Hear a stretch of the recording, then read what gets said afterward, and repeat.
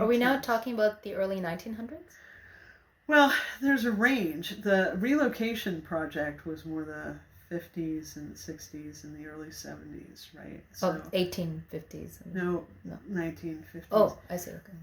The reservation systems and the commodities, sort of early 1900s. Boarding schools, pretty much. I mean, there's a range of times. So there's still some of those schools that serve as universities now. But Haskell Indian Nations University just got their budget slashed by the current everything is a scam and a fraud, and everybody's like sucking off the government thing, and also the anti-education phenomenon that's happening right now in the United States. So they Haskell Indian Nations University was a boarding school.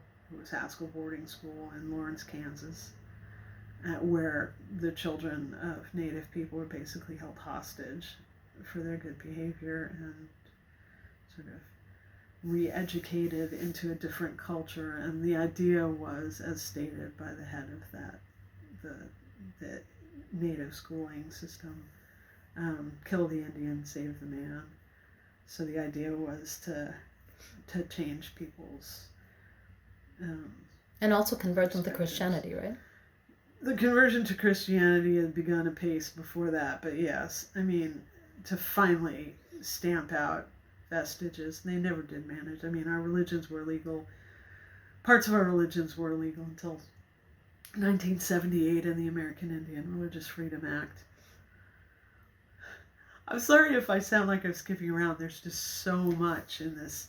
Completely. I'm sorry to... Vast range of things. I used to teach this class. It's okay, but it did take months.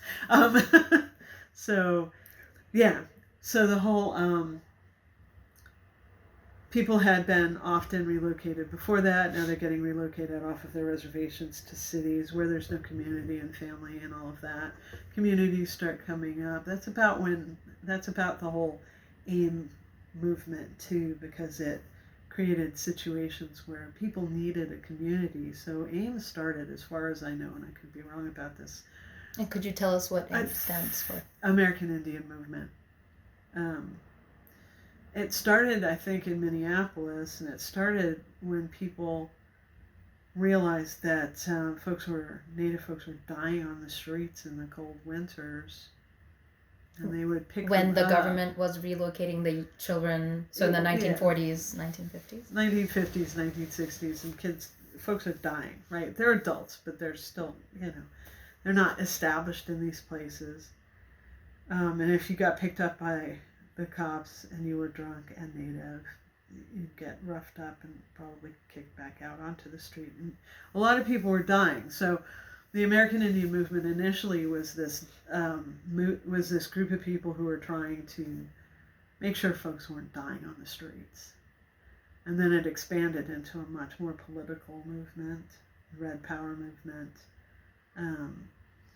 where they addressed things like the Treaty of Ruby Valley, which basically only promised the United States and its citizens the ability to move through Nevada, but as you can see if you go look, people settled. And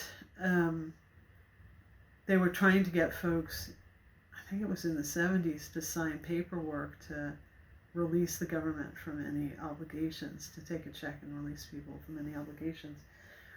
And in order to get them to do that, they basically tore down all of the trees which provided the sacred food for the Western Shoshone.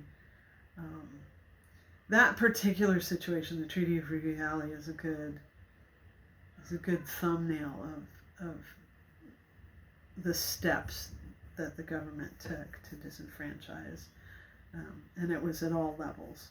So I remember hearing stories about the piles of dead buffalo that nobody was eating any of, and I mean, that's the extent to which they wanted us dead. They were willing to completely terraform this entire continent in order to make that happen.